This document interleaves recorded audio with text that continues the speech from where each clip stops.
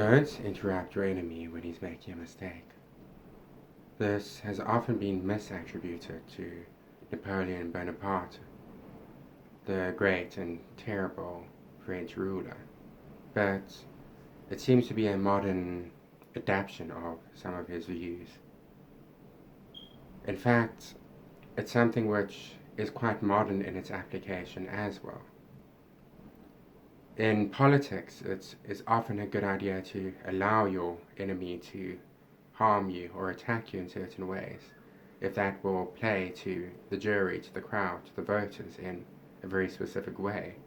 That's where a lot of victim politics comes about. That's where politicians being vulnerable and in need of support and help comes about, despite them often being some of the most powerful individuals in our societies.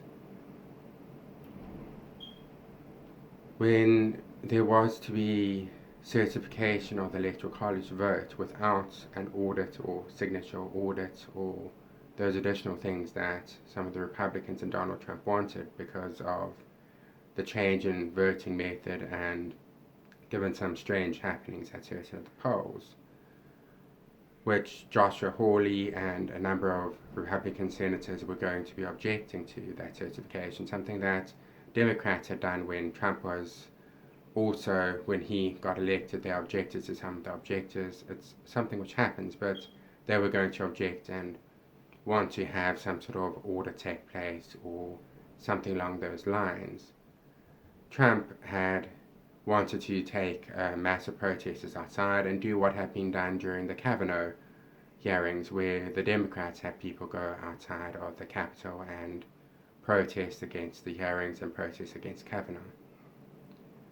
What landed up happening, where he gave a speech, he said that they must fight for their freedom, their rights, and they must peacefully protest, and specifically he was saying peacefully and patriotically protest, so he wasn't expecting something else. People who were expecting something else, as seen by seemingly their Facebook Messenger messages where they planned everything, were a number of the actual Capitol rioters. And these rioters actually seem to have pre-planned everything, and the Capitol riots, as they call it, seem to have started while Trump was still speaking.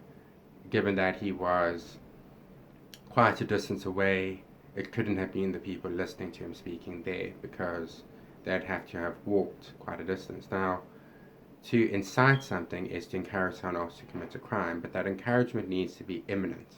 It needs to be encouragement to commit the crime immediately or with some immediacy. That would not be a less direct thing, such as saying that sounds a nasty person and you don't like them, or that you present a certain worldview which is a bit negative towards them. That's not incitement. Incitement is where you actually convince someone or try to convince someone, depending on the jurisdiction, to commit a crime with some immediacy.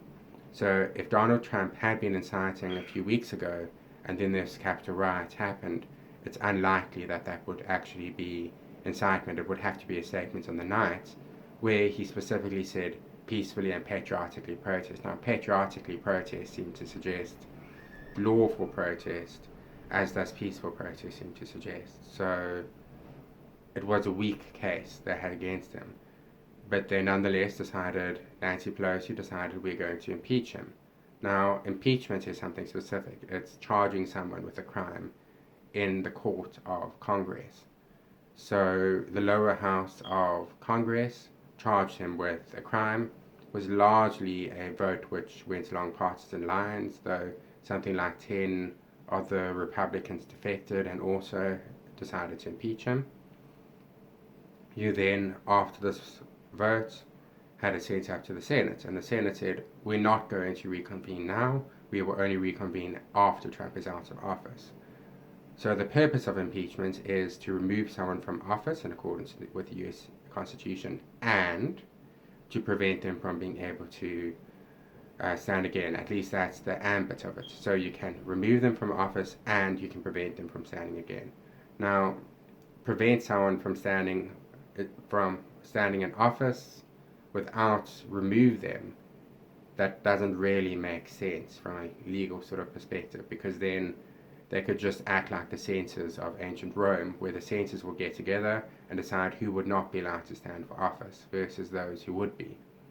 Now, if Congress can just come together and with a vote say, this and this person can't stand, this and this person can't stand, you destroy democracy in its entirety in that sense, because you then have something more like ancient Rome where a specific upper class controls the political scene. There are people who have drawn comparisons between Donald Trump and a group of politicians called the Greci, who are often associated with the fall of the Roman Republic, in that they stood up in a populist fashion to support the plebeian classes against the patrician class, and they met ignominious ends as a result of that because the patricians weren't happy. Interestingly enough, the patrician class in America, that is the very big businesses who do a lot of dealing with the government, and certain big labor unions actually say in a Time magazine article that the article uses the word conspire and uses the word cabal. Who knows why they use that? That's very bad language if you want to have unity in the country. But they claim that they fortified the election against Donald Trump. Whatever that means, I'm not here to talk about it, and given the way that social media bans people for having the wrong opinion, I'm not going to talk about that. But Trump didn't want the certification to take place, and there were some senators who were against it, and he maybe thought that he could prevent the certification until such time as there was a vote audit or a signature audit, or his cases had gone through the courts. And so he was having that rally, and that was the purpose of the rally, at least it seems to have been. Trump was quite surprised by the actual storming of the Capitol, as seen by his very incoherent responses of, he thought, oh, it's his fans, not realizing it was organized by people such as the Gropers, a white nationalist group, which don't really like Donald Trump, and a number of other groups, that the actual storming was not something that people who were his true supporters wanted. And so he's like, I love you, go home, stop doing this, that sort of response of trying to convince them and use his charm to get them to stop storming the building. But they didn't listen to him because they weren't there for him, and they weren't inspired by his speech. They were inspired beforehand and had planned it all beforehand. And you saw on social media certain of the Groyper accounts saying that they were going to destroy the Republican Party. That was their goal. And there were also explosives left seemingly at both the Republican and Democrat headquarters. So this wasn't a group who were Trump supporters and fans. There were Trump supporters and fans among them who got caught up in it. And you see images of people who looked frankly a bit lost, who are wandering about the building. And others were sort of gallivanting and adventuring and putting their feet on the desk and things like that. But it seems like the actual core of it was organized on Facebook beforehand and had nothing to do with Trump's speech. But Nancy Pelosi decided to charge him, to impeach him, and the lower house, the House of Representatives, decided we're going to go ahead and do this. So it got to the Senate, but it only got to the Senate after Trump was out of office. There actually has been an impeachment where someone was already out of office before, not of a president, but I believe of a senator. But it's still something which is legally a bit odd to do. But nonetheless, he'd been charged, and it was up to the Senate to convict or not. And the Senate was 50% Republican. The Democrats only had the advantage by having a tiebreaker vote by Kamala Harris as vice president to add one vote above it. So an impeachment requires 2/3 of the jury, namely the Senate, to convict someone. And if they are convicted, they can be removed from office, and an additional punishment can be included to not allow them to stand again in office. That was not going to happen without massive Republican support. And in fact, something like 7 Republicans in the Senate versus about 10 Republicans in the House defected and voted with the Democrats. But that wasn't enough. Trump was not going to be impeached based on that.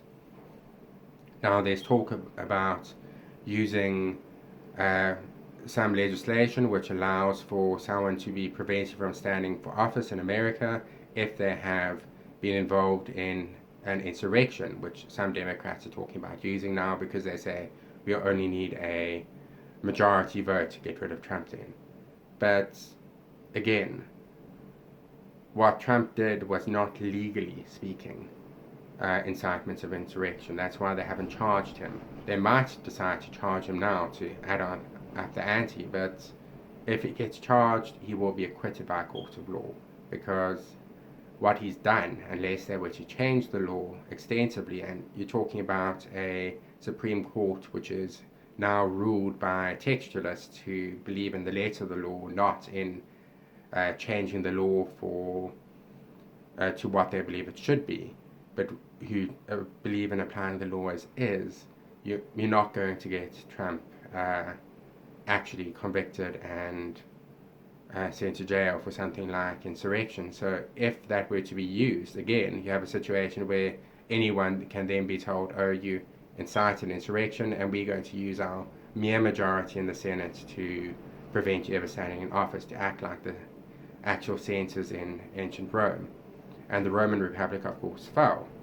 The elitist interests coincided in such a way that it's caused populism to rise up, and that populism in America, by the way, is still there. You see it in the GameStop fiasco. You see it in so many other areas, and the people who stormed the Capitol building were not just Trump supporters, and a lot of them were people like Antifa, BLM, other groups who don't agree with the current system in America. And BLM and Antifa continue to riot, and they've been rioting in Portland and elsewhere, and they continue to reject the current government of Joe Biden. So there's a big populist sort of uprising which seems to have been there since Occupy Wall Street. And with Occupy Wall Street, it seems like that happened, and then suddenly there were very rich and powerful people pushing intersectionality, which divides people based on race and sex and so on. And that's the direction that left-wing politics has taken, not the populist direction. But the populists exist, Antifa exists, BLM exists, and they still have their grievances against the system. And that's not going away with Trump leaving office. And the Democrats have allowed Trump to become a martyr of sorts. He's been impeached twice, and Republicans, something like 75% of whom believe the election was stolen, are going to see this as their hero who stood up for them. And if he runs again, not only that, but he's been removed from Twitter, which Republicans have consistently said, if Trump weren't on Twitter, he would have won re-election, or he would win re-election, because he keeps making statements on Twitter which are not good for him.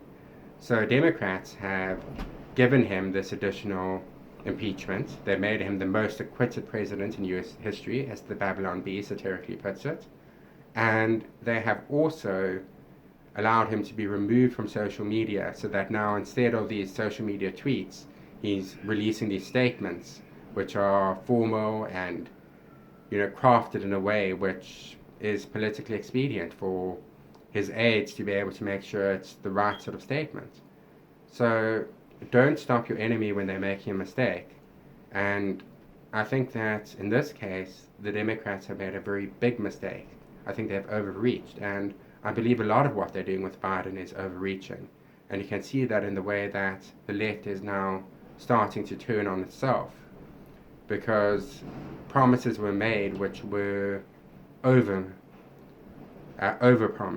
And what they've done is they knew they could not convict someone. It's like a police officer charging you with a crime knowing you will be acquitted. It doesn't look good.